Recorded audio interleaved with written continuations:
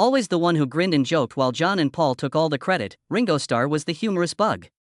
But at 84, he's dropping a bomb that no one saw coming. Behind that smiling countenance was a guy who had consumed so much alcohol that he passed out, abandoned his children, and attacked his wife in a fit of wrath. Worse yet? He nearly died twice, but no one was aware of it.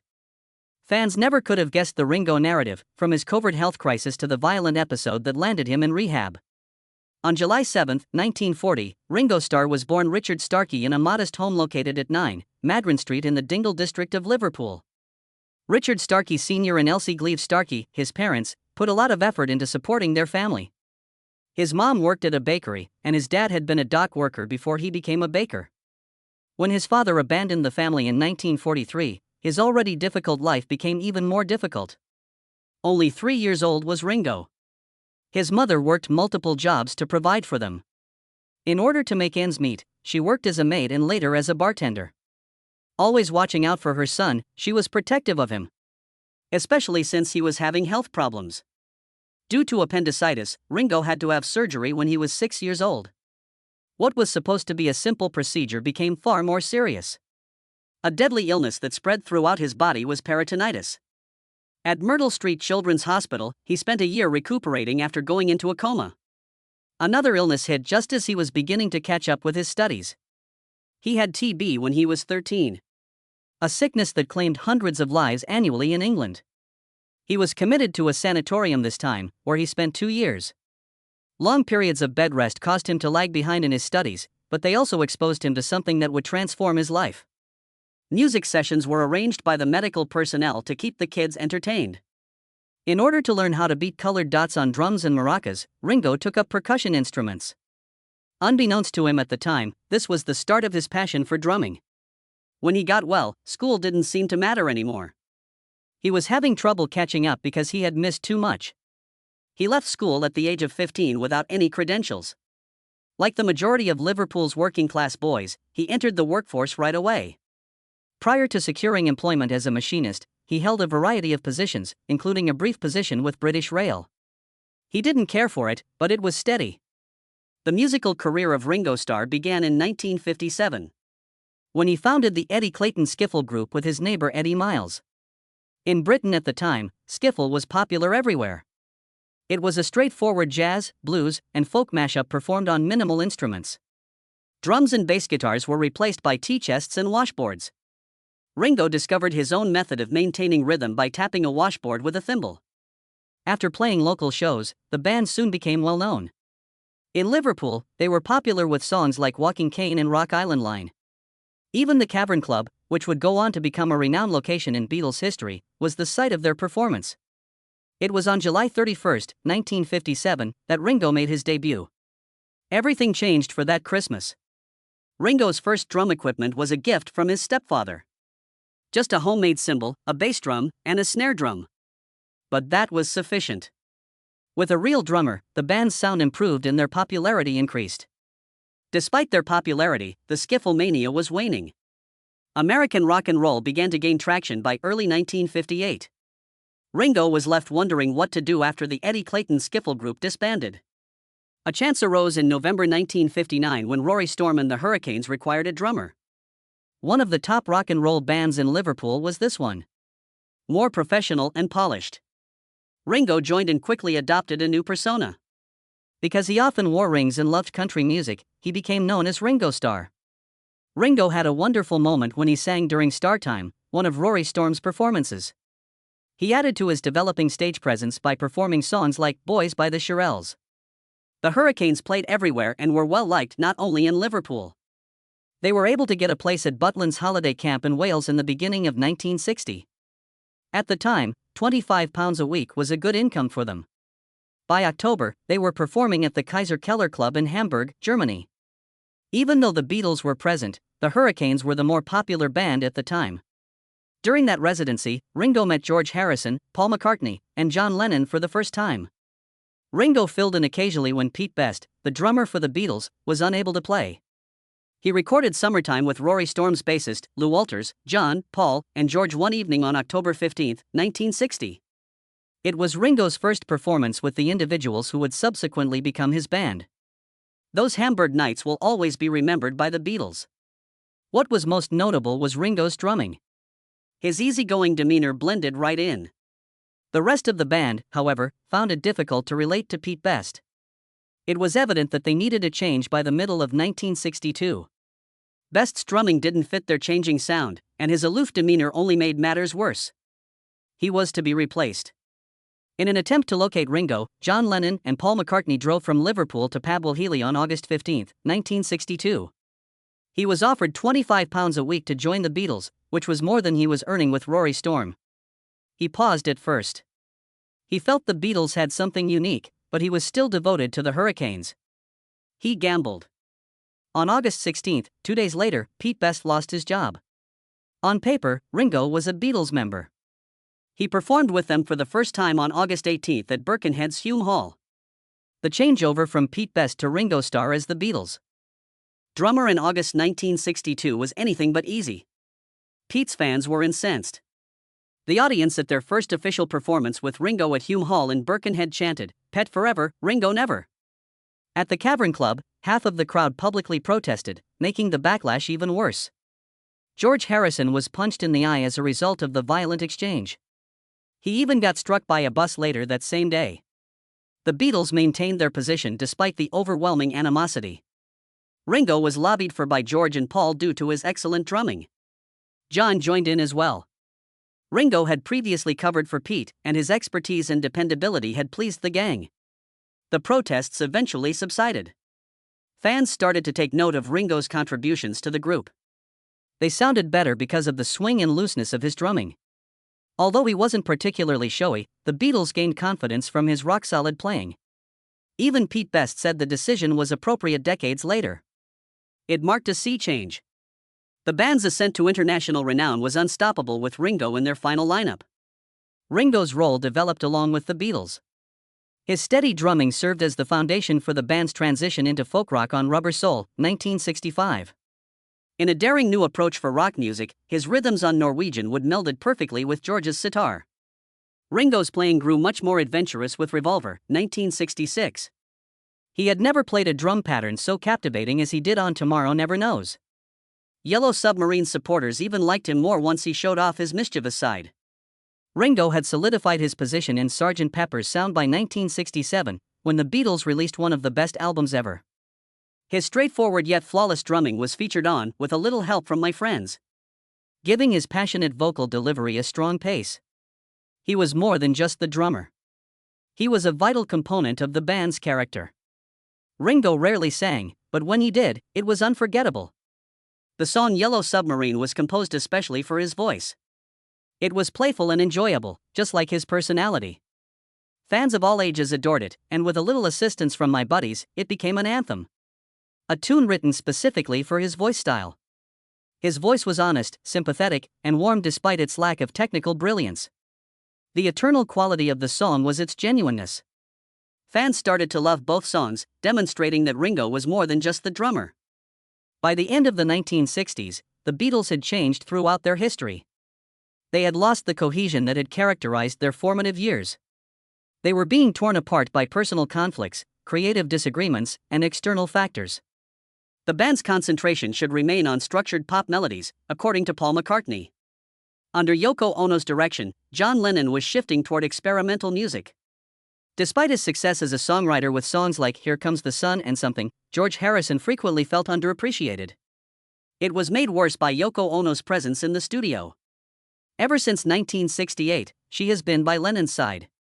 Even when you're recording. The band had never previously let strangers in, so this was a significant shift. Lennon took Ono's suggestions seriously and appreciated her creative involvement. The others thought she was getting in the way.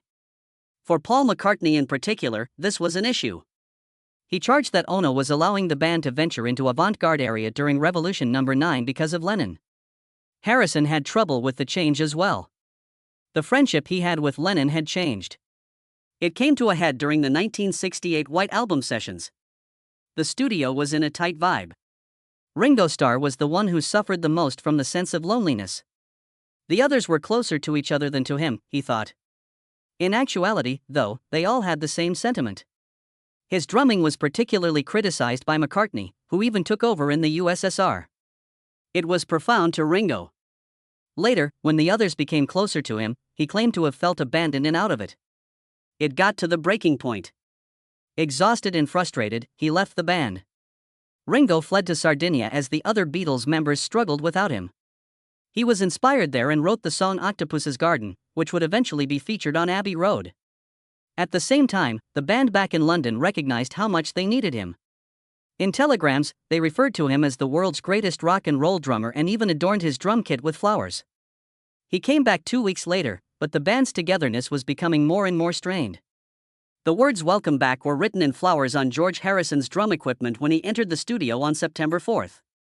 It was an uncommon act of goodwill in a trying period, yet the issues remained. Personal relationships within the band had shifted. Lennon was withdrawing more and more. It was exacerbated by his usage of heroin. There were frequent arguments. Abbey Road engineers were occasionally even asked to leave the room so that the band could have private arguments. By September 1969, Lennon was certain of his decision. Declaring a divorce, he informed the other members of the band that he was departing. However, he was persuaded to remain silent by Alan Klein, their business manager. Financial matters needed to be resolved. And a formal split might make matters more complicated. The world continued to perceive them as the Beatles for a while. They had already been completed behind closed doors. Ringo took the split quite badly. He had always been the calm one, the group's constant presence. Even he was confused now. In his last years, he had attempted to maintain harmony between McCartney and Lennon. But it couldn't be done. Their friendship had deteriorated. Business disputes exacerbated the situation. Linda Eastman's father was the band's manager, according to McCartney. John Lennon desired Alan Klein. Nobody wanted to make concessions. By 1970, it was ended. The Beatles were finished. Everybody went their own way. This means demonstrating Ringo's independence. However, with his first album, Sentimental Journey, which was released on March 27, he chose a different path rather than diving straight into rock music. 1970, this was hardly your usual debut. In Liverpool, he grew up listening to a variety of old favorites and music from the 1940s and 1950s. He desired to create a sentimental item that his mother and relatives would treasure. Bringing in renowned arrangers like Quincy Jones and Lee Eastman, Paul McCartney's father-in-law, George Martin produced the record. In homage to his heritage, Ringo was featured on the cover standing outside a pub in Liverpool. There was uncertainty among critics. Some others described it as endearing. It was puzzling to others. The album, however, peaked at number 22 on the US Billboard charts and made it to the top 10 in the UK despite receiving poor reviews. Although it wasn't a huge hit, it demonstrated Ringo's adventurous spirit. In October 1970, he took an even more audacious step later that year. The music of his second solo album, Bocus of Blues, was entirely country. With a group of outstanding country musicians and producer Pete Drake, it was recorded in Nashville in 2 days. Buzz Rabin's title track peaked in both the US and Germany charts. The relaxed delivery of Ringo was complimented by critics. It's a good country single, according to Cashbox. Though it didn't sell well, the album revealed a different side of him. He wasn't only the Beatles' drummer. He experimented with whatever music he enjoyed as an artist. The actual innovation occurred in 1971. Ringo's first significant solo hit, It Don't Come Easy, was released in April. George Harrison and he co-wrote the song, though Harrison wasn't given official credit. For Ringo, the song themes of perseverance and trust were intimate. The song has a polished yet genuine sound thanks to Harrison's production and use of his trademark slide guitar. It reached the top spot in Canada and the 4th position on the US Billboard Hot 100. Even his former bandmates' singles from that era were outperformed. Then, in October 1973, came Photograph. One of Ringo's most poignant songs, it was co-written by him and Harrison. It was made unforgettable by the lavish spectacle and the lyrics, which conveyed a tale of lost love. In the US and Canada, the song peaked at number 1, and in the UK, it made it into the top 10. His rendition of a Johnny Burnett song from 1960, Year 16, became another number 1 smash that year. In early 1974, it became a huge success after being released in December 1973. To add a lighthearted element, Carrie Fisher played Ringo's love interest in the music video. It was obvious by this point that Ringo Starr was a solo artist. His Ringo record from 1973 was a major factor in this achievement. It felt like a reunion of the Beatles and was his most successful solo project. His three former bandmates all made some sort of contribution. For Ringo alone, John Lennon wrote, "I'm the greatest." On a number of tracks, George Harrison played guitar. While not in the studio at the same time as the others, Paul McCartney co-wrote and performed on 6 o'clock. Richard Perry was the producer of the record and included a stellar roster of musicians, including band members Mark Bolan, Billy Preston, and Harry Nilsson. Photograph and You're 16 were two of its biggest successes, and it peaked at number 2 in the US. The album's blend of pop, rock, and poignant ballads, as well as Ringo's personality, won accolades from critics. After the Beatles disbanded, it was one of the greatest achievements any former Beatle had. In addition to his musical endeavors, Ringo pursued acting. He co-starred with Peter Sellers in the sinister comedy The Magic Christian, which was about corruption and greed, in 1970. The surreal-looking movie, which was based on a Terry Southern novel, included cameos from celebrities like Christopher Lee and Raquel Welch. Youngman Grand, the adoptive son of a billionaire, Sellers, was portrayed by Ringo. Ringo's performance was favorably praised, while the film received mixed reviews. Then, in 1981, he played the lead in the hilarious prehistoric comedy Caveman. He portrayed the diminutive yet smart caveman Atuk, who opposes the savage chief of his clan. A fictional caveman language, outrageous humor, and even stop-motion dinosaurs were all featured in the movie. Over time, it became into a cult favorite despite the criticism it received. More significantly, it brought to a personal transformation in Ringo's life. Actress Barbara Bach and he met during filming, fell in love, and were married shortly after. Following the Beatles' dissolution in 1970, Ringo Starr's life took a turn for the worst. While success persisted, alcohol was also present. He started drinking as a habit and eventually as a part of who he was. He was drinking more than a few drinks. He was living in excess, going out to clubs most nights and hardly remembering the shows he did. The cocktail also included cocaine and marijuana. He later said that he couldn't remember certain details of events, such as a gig he performed with the Beach Boys in Washington, since he was living in a daze. There was no improvement at home. By 1975, he and Maureen Cox had ended their 10-year marriage. At first, the relationship had seemed like a fantasy. In 1965, Maureen was only 18 when she married Ringo. Despite having 3 kids together, his way of life caused them to drift apart. He was becoming more and more addicted, cheating, and missing out on things. Then something even more surprising happened. His close friend and former bandmate, George Harrison, fell in love with Maureen. At a dinner gathering, it took place. George opened up to everyone about his feelings in the middle of the night. It wasn't merely a humiliating incident. It marked the beginning of an affair. Despite his devastation, Ringo remained calm. He merely stated, "Better you than someone we don't know," instead. More than only his marriage was destroyed by the circumstance. Pattie Boyd, Harrison's wife, also experienced heartbreak. Later, in her own way, she replied by going back to modeling and having her own affair. Ringo's drinking only worsened following the divorce. He joined the infamous drinking club known as the Hollywood Vampires, which was frequented by rock artists Alice Cooper, Keith Moon, and others who were addicted to excess. What began as musicians having a good time became something dangerous. They were no longer drug-using musicians, Ringo subsequently acknowledged. They had turned into music aficionados. He was still making progress in his career, but his addiction was taking control. Then, in 1980, everything altered once more. He met Barbara Bach while working on the comedy Caveman, in which he portrayed a bumbling ancient man. She was a famous actress, and although they were only co-stars initially, their relationship had developed into something more by the end of the movie. They were married in April 1981 after falling in love quickly. Despite the seeming start over, addiction nevertheless held sway over them both. They kept drinking and using drugs. Ringo used to spend his days freebasing cocaine and his mornings with champagne. Barbara also has substance addiction issues. Their house turned into a chaotic place. Because her mother and stepfather were too drunk to be there, Fogg's daughter later acknowledged that she frequently hid in books.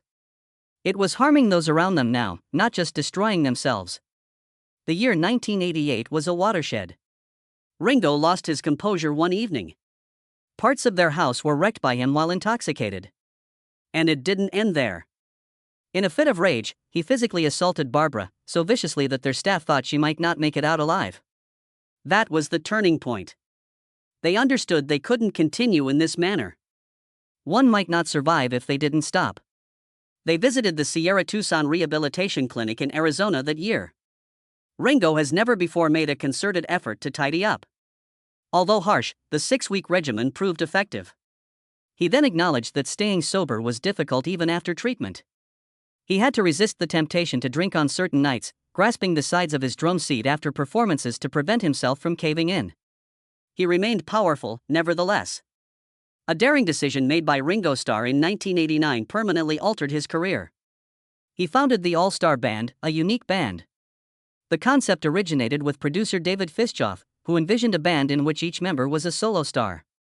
There were several legendary musicians on the original program. Eagles player Joe Walsh, Crazy Horse's Niels Lofgren, Dr. John, Billy Preston, Rick Danko, Luveen Helm, and the E Street Band's Clarence Clemens. Because each performer contributed their own hits to the setlist, every event featured a blend of pop, soul, and classic rock. The revolving lineup of the All-Star Band was what set it apart. Each tour included a new set of performers, maintaining the concert's excitement and novelty. Todd Rundgren, Randy Bachman from Bachman Turner Overdrive, and Burton Cummings from The Guess who joined the band in subsequent years. The setlist always comprised solo hits and Ringo's Beatles classics, but it also included songs from each band member's repertoire. In the same show, Joe Walsh's It Don't Come Easy and Life in the Fast Lane were performed for the audience. Every concert felt like a once-in-a-lifetime experience because of this. Not only did the All-Star Band help Ringo regain his fame, with legends from many bands sharing the stage as equals, it brought about a new kind of performance. Fans adored it, and the tours soon gained international recognition. The band performed in front of sold-out audiences in the US, Europe, and Japan. Ringo was the first Beatle to play in Russia in 1998. The practice was continued by new musicians over the years. At various points in time, Sheila E., Steve Lukather from Toto, Colin Hay from Men at Work, Jack Bruce from Cream, and Peter Frampton joined. The lineup kept changing even in 2024, including Buck Johnson from Aerosmith and Hamish Stewart from Average White Band. Fans continued to attend the shows because of their unique vibe. A lot of places, like San Diego's Humphreys by the Bay, became frequent visits. It never seemed like just another show because of the intimate ambience, which made it feel more like a personal experience. Ringo's message of love and peace elevated every performance above mere musical numbers. Generations of fans came together to celebrate both the past and the present. Ringo released Ringo Starr and the Anthology, his all-star band, in 2001. A 3-disc set of live recordings from several tours from 1989 to 2000. The record, which included Ringo playing favorites like Photograph and With a Little Help from My Friends, captures the enchantment of the performances. Billy Preston's Will It Go Round in Circles and Joe Walsh's Life in the Fast Lane were among the songs from his bandmates that were featured on the album. A unique touch was supplied by a rare recording of Peter Frampton playing Norwegian Wood. The anthology wasn't a commercial success, but sales weren't the main goal. The music and camaraderie that made the All-Star Band so special were honored. Despite his popularity as a live performer, Ringo's drumming was frequently overlooked throughout his time with the Beatles. The sound of rock music was formed by Ringo's drum sections, while John Lennon and Paul McCartney were renowned for their songwriting. He gave each song just what it needed by concentrating on emotion rather than technicality.